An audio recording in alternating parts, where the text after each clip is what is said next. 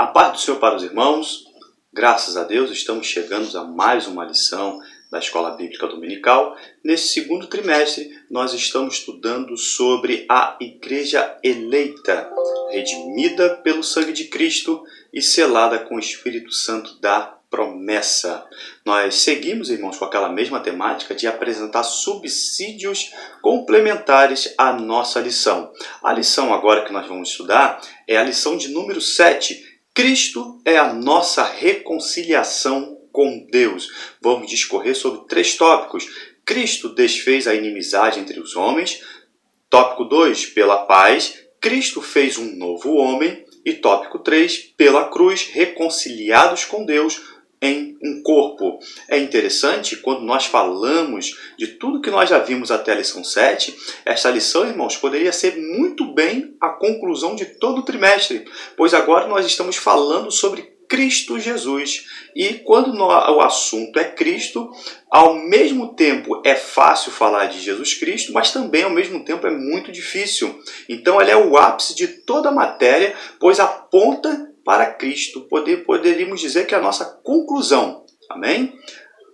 Se você não tem, irmãos, a revista Bíblica Dominical da editora CPAD, para você participar, todo o nosso estudo será baseado nesta referência. É a leitura bíblica em classe, que se encontra em Efésios, capítulo 2, dos versículos 14 aos versículos 19. É interessante, eu quero destacar, já de início, um subsídio, destacar o título da lição, que diz: Cristo é a nossa reconciliação. Destaque essa palavra no seu conteúdo, na sua matéria, a palavra reconciliação. Reconciliação com Deus. O que significa a palavra reconciliação, irmãos? Reconciliação significa cobertura, aplacar, cancelar. É como se você estivesse fazendo uma obra na sua casa e a parede está rachada. É um dos sinônimos. A parede rachada, então você vai reconciliar uma parede com a outra. Vai ali aplacar, vai colocar uma cobertura naquela rachadura. É interessante, a primeira vez que nós temos a referência da palavra reconciliação, abra a sua Bíblia na referência de 2 Crônicas, capítulo 30, versículo 18. Preste atenção, não é 2ª Crônica, é 2º livro de Crônicas. Diz assim a referência: porque uma multidão do povo, muitos de Efraim e Manassés, Isacar e Zebulon, se não tinham purificado e, contudo, comeram a Páscoa, não como está escrito. Porém, Ezequias orou por eles, dizendo: o Senhor, que é bom, faça reconciliação com aquele. É interessante, Israel estava passando por um avivamento espiritual muito profundo. E como diz o texto, muitos não tinham se purificado. Existia ali para os judeus toda uma preparação especial para participar da Páscoa, mas eles não tinham se purificado a tempo. E é interessante que Ezequias ele faz essa Páscoa no 2º mês. Tá? Isso para dar tempo para que as pessoas pudessem participar. Ezequias ele quebra um pouco o protocolo, mas mesmo assim pessoas não conseguiram se preparar a tempo. Mas ele orou ao Senhor para que fizesse a reconciliação e Deus aceitou aquela oração. E assim nós temos a primeira referência da palavra reconciliação na Bíblia Sagrada. O texto áureo, irmãos, diz assim: porque ele é a nossa paz. Destaque aí na sua Bíblia a palavra paz. O qual de ambos os povos fez um. E derribando, destaque também a palavra derribando, a parede de separação que estava no meio. A nossa referência do texto áureo é os Efésios, capítulo 2, versículo 14. A palavra paz aqui utilizada é a palavra eirene, que significa prosperidade, quietude, repouso e retorno à unidade. E mais para frente a esta lição, nós vamos aprofundar o nosso estudo sobre a questão da paz. E a outra palavra que eu pedi para os irmãos destacar é a palavra derribando. Olha que interessante. Essa palavra derribando quer dizer romper, quebrou, é destruir, é dissolver, é derreter. O exemplo que eu destaco é quando você vai desatar as tiras da sua sandália. Então vejam, romper, é desfazer, e aquela parede que existia, que estava no meio, daqui a pouco também nós vamos nos aprofundar a respeito dessa parede, como já iniciamos na lição de número 6, eu mostrei para os irmãos, mas nós vamos ainda aprofundar mais ainda o nosso estudo. A verdade prática, ela diz assim: ao morrer na cruz do Calvário, Cristo reconciliou os eleitos, desfazendo a inimizade entre Deus e os homens. A capa da lição, eu quero mais uma vez destacar esta figura ilustrativa. Ela expressa que por meio da cruz, o céu de comunhão se abriu para toda a humanidade. Você vê ali uma cruz e você observa raios solares penetrando por uma densa nuvem escura. Isso ali expressa, essa capa expressa a comunhão restabelecida entre Deus e os homens por meio de Jesus Cristo no seu sacrifício vicário na cruz do Calvário. O que significa a palavra vicário, irmãos? A palavra vicário significa que quem deveria morrer naquela cruz era eu e você. Mas a palavra vicário nos mostra que Cristo se tornou substituto de toda a humanidade, trazendo salvação para todos os homens. O martírio da cruz, é interessante, era ultrajante e desumano. E mais para frente também nós vamos aprofundar o nosso estudo sobre a cruz do Calvário. Mas veja a referência de 1 Coríntios capítulo 1, versículo 23. Mas nós pregamos a Cristo crucificado, escândalo para os judeus e loucura para os gentios. Eu quero destacar, irmãos, acompanhe este estudo até o final, porque no final do vídeo eu vou ali apresentar uma tipologia toda especial da cruz do Calvário, tá? Uma analogia do formato. Por que o formato da cruz? Um formato de cruz. Amém? Então acompanhe até o final, será o último tópico da nossa matéria. Salientamos, nosso estudo começa a partir do versículo 14, mas eu quero destacar o versículo 13. Nós vimos na aula passada a condição horripilante dos gentios. E os judeus, irmãos, diga-se de passagem, estavam na mesma situação dos gentios. Por quê? Porque eles rejeitaram a Cristo. Mas o apóstolo Paulo, ele utiliza uma palavra maravilhosa, uma junção de palavras. Ele diz assim, mas agora, é o versículo 3. Lembramos da lição passada, Paulo indica que algo extraordinário aconteceu. Nós vimos na aula passada que estávamos sem Deus, afastados da comunidade de Israel, sem esperança, numa completa depressão espiritual, moral, física. Mas agora, nós que estávamos longe, nos chegamos para perto. É interessante, o povo de perto eram os judeus, os povos que estavam perto.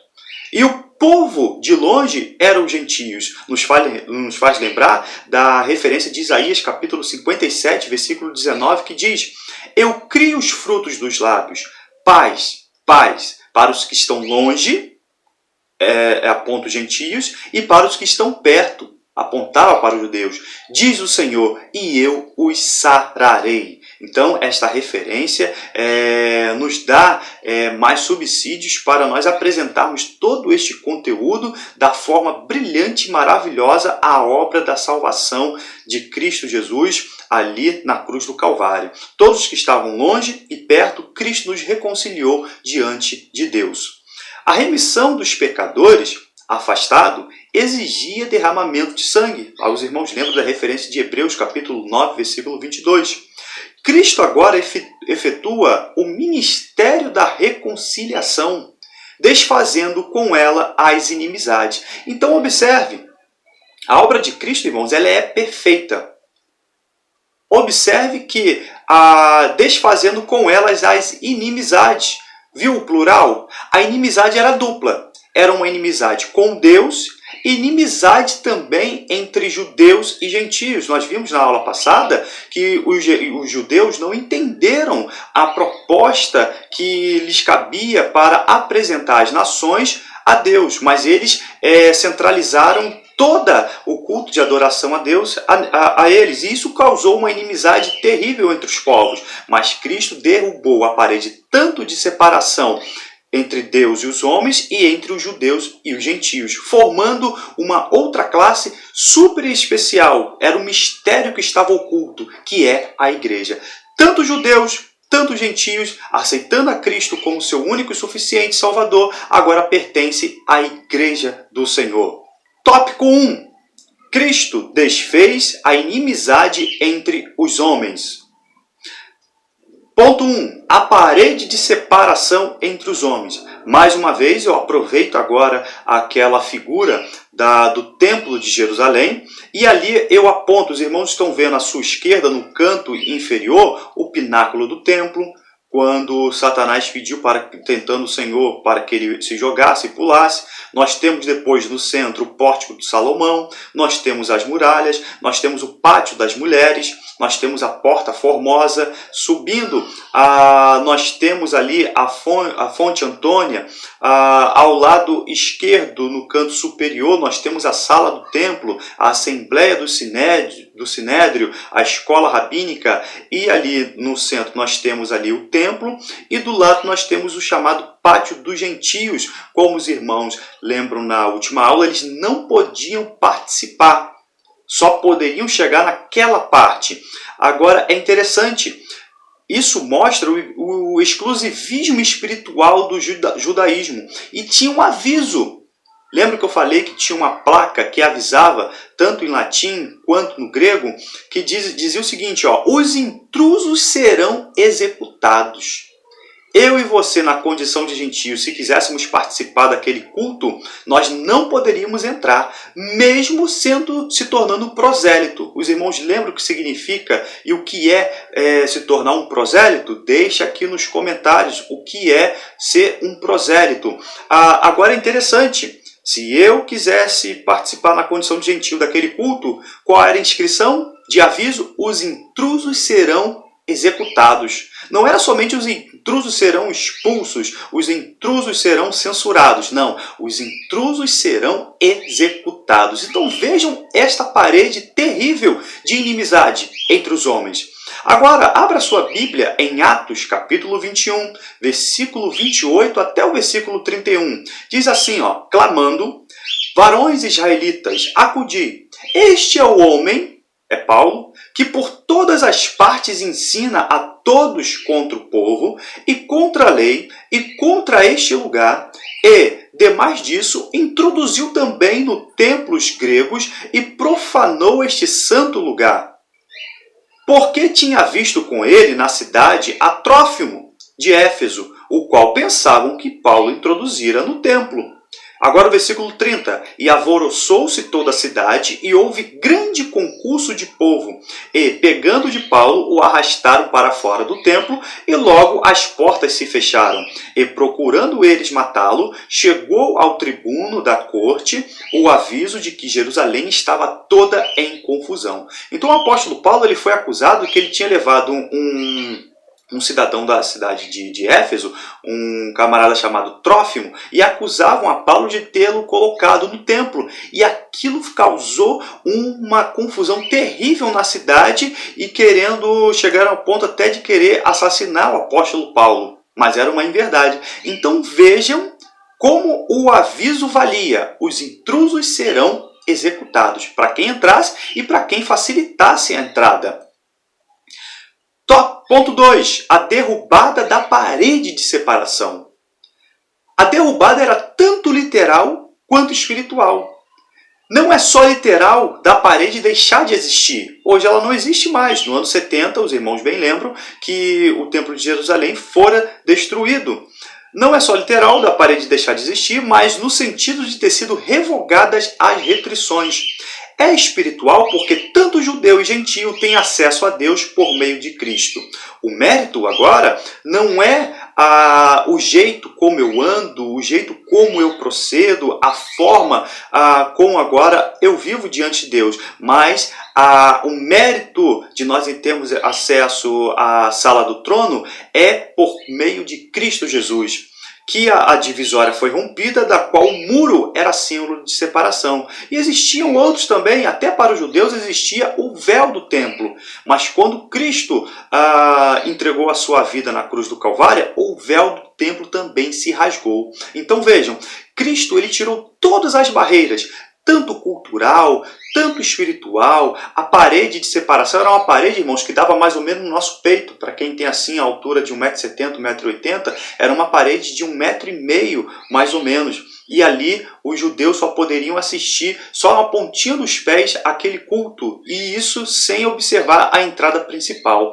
Mas Cristo derrubou esta parede de separação. Hoje todos nós temos acesso ao trono da graça e da glória de Deus. Agora é interessante, quando eu digo que todos nós temos acesso à presença de Deus, os mesmos requisitos espirituais que Deus exigia, ou seja, a santidade, não é de qualquer maneira também que eu tenho acesso ao trono da graça do eterno Deus. Porque o nosso Deus é imutável. Os princípios de santidade são imutáveis. A exigência que Deus tinha para os sacerdotes, para se lavarem, para se purificarem. Claro, é lógico, nós não fazemos mais isso de forma literal, mas no nosso viver espiritual, a exigência ainda é requerida. A santidade. Para se lavar, para ter uma mente renovada por Cristo, não é de qualquer maneira.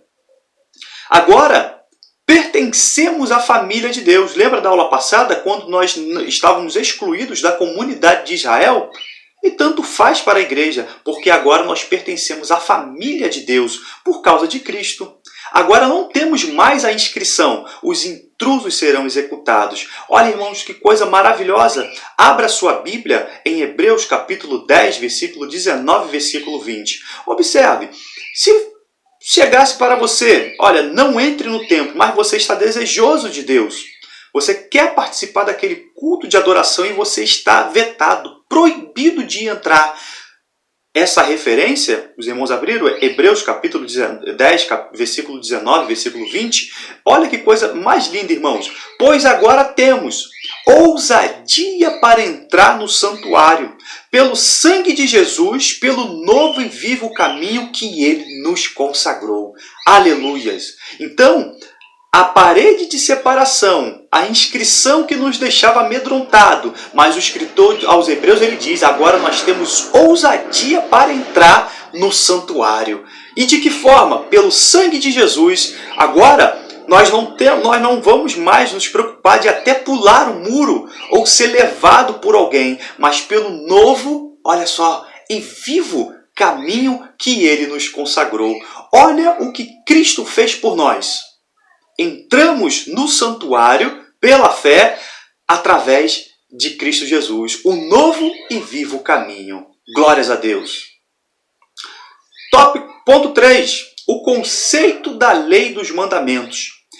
Em que sentido a lei dos mandamentos foi anulada em Cristo? Visto que a lei é boa. Temos que entender a lei mosaica tripartida. O que é isso? A lei ela é boa e você vai observar que a lei ela se divide em 3 partes. Quais são? Existe a lei moral, existe a lei cerimonial e existe a lei civil. A nação de Israel, eles a seguem. Mas nós temos para a igreja a lei moral, exceto o rito da guarda do sábado. Permanece em vigor como padrão de conduta, mas não como meio de salvação. Então nós temos para nos orientar a nossa vida cristã o decálogo, os 10 mandamentos, excetuando-se a guarda do sábado. Temos que ter cuidado, irmãos, para quando nós abordamos os 10 mandamentos, o Antigo Testamento, toda a lei mosaica, para não cometer os extremos do legalismo, ou seja, pautar a nossa vida cristã por meio de regras em cima da lei, mas também nós não podemos cometer também um outro erro que é o extremo da licenciosidade. O que é isso? É ter um viver de qualquer maneira. Então, existe por aí algumas teologias liberais que eles querem até acabar com o Antigo Testamento. Querem só obedecer o Novo Testamento. Mas tudo que diz respeito à questão moral e os 10 mandamentos são mandamentos morais, a igreja tem por finalidade de obedecer e seguir, mas não como conduta para a salvação, volto a repetir, mas como padrão de conduta diante de Deus. A lei moral, olha que interessante. Ninguém pode ser salvo obedecendo os mandamentos. A salvação está em Cristo Jesus. Se você observar, é fácil para ser salvo. Por quê? O que é isso, irmão André? Como que é fácil para ser salvo? Eu só preciso crer na obra salvífica de Cristo e seguir os seus passos. Entretanto, esses mandamentos ainda são válidos porque levam o cristão a descobrir a natureza e o poder do pecado. Então, a santidade requerida a Deus aos israelitas é a mesma santidade que Deus requer e ainda mais para a igreja. Tá? Se Deus cobrava santidade para o povo israelita, quanto mais para nós nos dias de hoje. Por quê? Porque tudo foi consumado, tudo está consumado. A lei moral do Antigo Testamento funcionava como um guia para conhecer a vontade de Deus e faz parte do padrão de nossa santificação. Então, eu destaco esse subsídio a respeito da lei moral. A revogação da lei dos mandamentos. Cristo aboliu a lei, que trazia um código escrito de regulamentos sobre sacrifício de animais, questões alimentares, regras sobre limpeza, impureza. Então, volto a repetir, na questão cerimonial, o judeu ainda segue todas essas orientações. Isso não cabe à Igreja do Senhor. É somente para o povo israelita e religioso. Segundo tópico, pela paz, Cristo fez um novo homem. Ponto 1. O conceito bíblico de paz. A palavra paz no hebraico, os irmãos sabem muito bem, é shalom, que quer dizer completude, perfeição, bem-estar, saúde. O uso deste termo é usado cerca de 237 vezes. Já no Novo Testamento, temos o vocábulo, como apresentei lá na nossa referência do texto áureo, eirene. Só não ocorre esta palavra na primeira epístola de João. Ponto 2. Cristo é o motivo da nossa paz. Cristo é a nossa paz. Ele não é apenas o autor da paz, mas é literalmente a nossa paz. Não temos outra coisa como a lei, méritos humanos, obras de lei, sacrifícios. Não é suficiente dizer que Cristo traz a paz para a humanidade. Ele é literalmente a nossa paz. Lembra da referência de Isaías capítulo 9, versículo 6? Ele é o príncipe da paz. Abra sua Bíblia, Ageu, capítulo 2, versículo 9, um versículo muito conhecido. A glória desta última casa será maior do que a primeira, diz o Senhor dos Exércitos, e neste lugar darei a paz, diz o Senhor dos Exércitos. Então, através de Cristo, nós temos paz com Deus e com os homens também. A paz conquistada por Ele possibilitou a comunhão entre o crente e Deus e entre o judeu e gentio, agora reconciliados em um único povo em Cristo Jesus, a Igreja. Ponto 3. A nova humanidade formada pela paz. Toda e qualquer tentativa humana nesse sentido jamais logrou êxito. Ele é a reconciliação do povo com Deus e a reconciliação das pessoas umas com as outras. Assim, o Evangelho torna-se uma mensagem de reconciliação. Abra sua Bíblia em 2 Coríntios, capítulo 5, versículo 17. Diz assim: assim que, se alguém está em Cristo, nova criatura é. As coisas velhas já se passaram. E eis que tudo se fez novo. Então vejam, essa reconciliação entre os homens, lembram quando Cristo estava sendo julgado? Aí ele chega diante, já tinha passado por Pilatos, agora vai diante de Herodes, e Herodes não vê nenhum crime nele e devolve para Pilatos. E Herodes e Pilatos, que estavam brigados, se tornaram amigos. Então vejam, literalmente Cristo ele derruba a parede de inimizades. É somente olhar para Cristo Jesus. Em Cristo não há acepção de pessoas, raça ou classe social. Olha essa referência de Gálatas capítulo 3, versículo 28, que diz assim: nisto não há judeu nem grego, não há servo nem livre, não há macho nem fêmea, porque todos vós sois um em Cristo Jesus. Porém, essa unidade não se deu apenas pela ascensão dos gentios para a mesma posição dos judeus. Veja que interessante. A posição hoje não é que os gentios foram promovidos à comunidade de Israel. Nós fomos promovidos à família de Deus, à igreja do Deus vivo, coluna e firmeza da verdade. Ambos foram elevados para desfrutar de algo maior, o novo homem, que segundo Deus é criado em verdadeira justiça e em santidade. A referência de Efésios capítulo 4, versículo 24. Terceiro e último tópico. Pela cruz, reconciliados com Deus num corpo. Ponto 1. Cristo se fez maldição por nós. O martírio, a morte pela cruz era algo terrível, irmãos. Trazia escândalo e loucura, tanto para os judeus e gentios. O réu era fortemente açoitado com um chicote de várias tiras de couro, com chumbo ou ossos na ponta. E alguém até diz que Pilatos não queria entregar Cristo para ser crucificado, mas tinha que se cumprir o que os profetas vaticinaram, tinham anunciado. O réu ainda era obrigado a carregar publicamente a sua cruz até o lugar de execução. Agora, olha que interessante, irmãos. Você acha... É interessante, quando Cristo diz assim, olha, Eli, Eli, lama sabachthani, Deus meu, por que me abandonaste? Alguém uma vez ponderou, mas ele não foi levado como ovelha muda? E por que ele reclama que Deus o havia abandonado, virado as costas? Vejam que Cristo não está reclamando da sua cruz. Cristo não está preocupado em morrer pela humanidade. Sabe o que mais machucou a Cristo? Nós vemos ali as mãos furadas, os pés furados, a lança transpassada. Tudo isso humanamente é doloroso, mas Cristo estava preparado para se entregar por toda a humanidade. Mas então, irmão André, o que mais machucou a Cristo na cruz do Calvário? Sabe o que foi? Foi a perda da comunhão que ele teve com Deus. Por isso que ele chora, por isso que ele reclama, porque ele sabe, quando ele diz assim, ó, Pai, se possível me passa de mim este cálice. Não é que ele estava com medo da cruz. Ele sabia que por isso mesmo ele tinha vindo, mas o que ele estava mais preocupado e o que trouxe mais agonia para ele a ponto de derramar gotas de sangue foi a quebra da comunhão com Deus. Quando ele vê que a hora vai se aproximando, porque agora ele não tinha pecado, mas se fez pecado, e a questão do pecado e a santidade de Deus são duas coisas antagônicas.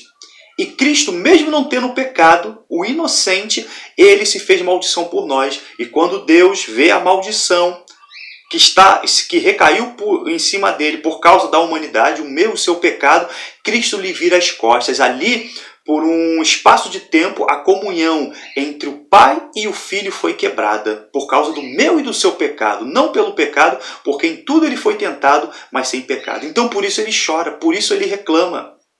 Pai, se possível, passa de mim este cálice. Era a quebra da comunhão que estava se aproximando. E por isso nós temos que valorizar a nossa comunhão com Deus. Podemos perder tudo nesta vida, mas que nunca possamos perder a comunhão com Deus.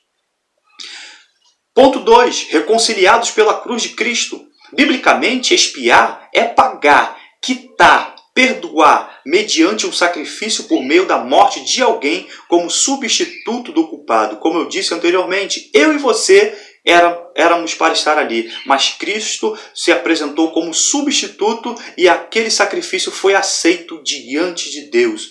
Foi bem aceito nas suas narinas, aquele sacrifício como cheiro suave. O terceiro ponto, reconciliados na cruz em um corpo. Vejam só, como eu disse no início, a inimizade existente na vertical era entre os homens e Deus, entre Deus e os homens. Existia também uma inimizade na horizontal entre os judeus e gentios. Então observe, mais uma vez, a cruz. A cruz aponta tanto para a parte vertical e também para a parte horizontal. Este formato da cruz, irmãos, é uma tipologia, é uma analogia da inimizade que existia e como Cristo reconciliou, tanto na vertical, entre Deus e os homens, e também na horizontal, entre os homens, os gentios e os judeus, deles fazendo um povo só. a igreja do Senhor. Assim, pela cruz, a reconciliação foi concretizada, gerando um novo povo, tornando em um único corpo a família de Deus, a igreja de Cristo. Que Deus em Cristo nos abençoe e até a próxima aula. Amém.